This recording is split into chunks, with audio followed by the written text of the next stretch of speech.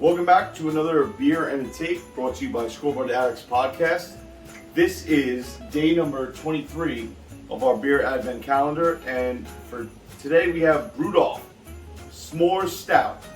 It's brought to us by Ludlam Island Brewery, coming from Ocean View, New Jersey, so a local brewery.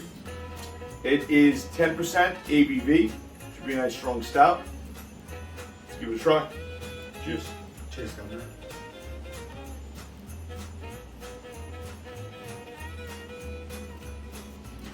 It's got something at the end of it, like a Campfire. yeah. Thank you. Yes. It's got a Campfire. little burn at the end of it. Yeah, like a little bit of Smokiness. Honestly, wow. wow. Well done, Ludlam, because you know what? That reminds me of s'mores completely. You get the smokiness of a campfire, and which is, I mean, hard to describe as a taste. But if you were sitting by a campfire and that smell that you get, that just envelops you, that smell that just sticks on your clothes. Wood and Yes. Yeah. Wow. If you finish your cereal and you got the milk left over, that sweet creaminess. Yeah. Oh yeah. When we poured it out, we were like, wow, that is syrupy. Yeah. That is syrupy. It's a heavy beer, but it's actually pretty damn good. I'm surprised. Usually these holiday beers, especially with these gimmicky cans, taste like a gimmicky beer. This is Solid. yeah. Very solid. So on to our sports take. Leveon Bell coming out of the woodwork and calling out Jake Paul because maybe he's broke, maybe he needs a payday. I don't know, but apparently he wants to be the next person to get knocked the fuck out. He did just get picked up by the Tampa Bay Buccaneers. He did. Tampa Bay Buccaneers riddled with COVID and injuries. Fournette. Right, Fournette out for the season.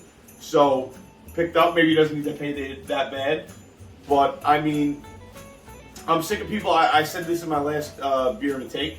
I'm sick of these non-boxing guys coming at Jake Paul and trying to just get a payday. You know you're not going to win. The kid has a little bit of boxing cred, and these guys aren't boxers. I mean, he beat Tyron Woodley. Tyron Woodley is a UFC welterweight champion. Was. Sorry. He's also about 10 years older than him. Right. Pushing 40 years old.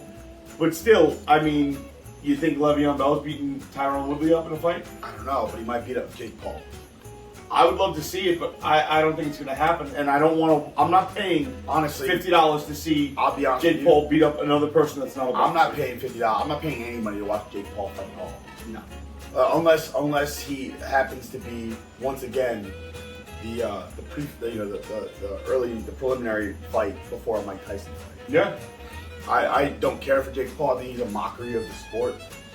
I'd much rather watch a real boxer box as opposed to a reality TV show loser. I'm waiting for him to fight Cotto or a Manny Pacquiao or Oscar De La Hoya, who's, even though they're beyond their prime, have a boxing prowess that you're not matching up against. I don't even want to watch him. I want to watch him, if he's so serious about being a boxer, fight against a guy your age that fights for a living, that's been fighting since 18 years old. Somebody that is actually have a title shot. Yeah, be a man. Not even a title shot.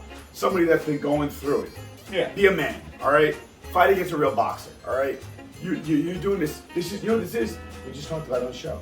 This is MTV's The Challenge. Yeah. It's bullshit. It's bullshit. It's reality TV. It's reality. It's paying to see a YouTuber fight who, listen, he can throw hands. He has a nice right hook. I mean, we've seen that in the Woodley fight. He has 4 KOs out of his 5 wins. Against celebrities, not against boxers. There's a sweetness to it. There's a little bit of a sweetness on the front end. It's definitely got that milk stout and like a sugar milk taste to it. It does. It finishes out with that campfire flavor. And you don't taste the alcohol. I think that's a big thing. You don't taste the alcohol at all. I drink 1 or 2 of these, and it's lights out. Good night. When you think of s'mores, you think of chocolate, marshmallow, graham cracker. That's the sweetness. We're tasting the chocolate. Right. A little. It's a hint. But you know what? I think more. It tastes more like a sweet coffee to me. It tastes more like a Starbucks Frappuccino. Hey, I don't like coffee, but I want to be hip and give me coffee with something with a shit ton of sugar in it. Maybe the Starbucks S'mores Frappuccino. Yes. So you listen. You know where they're going with this. It stays true to the name, S'more Stout. The flavor notes are there. But I'm amazed at the 10% ABV, and it's just hidden in the sweet flavor. It is. If you have about 2 or 3 of these, you're going to be jacked up, and you're not going to realize it on the way. Full pint, 16 ounces. There it is. You're going to get lit. For me, I think out of the 4 rating that we go against, I think this is a 3.4. I'm very surprised. Happily surprised. This is a very delicious beer. I could drink this, like you said, year round. I'm gonna give it a 3, only because my Guinness is the king of all stouts. So that was Beer and a Take. Getting close to Christmas, so Merry Christmas, Nick. Merry Christmas. Merry Christmas, guys.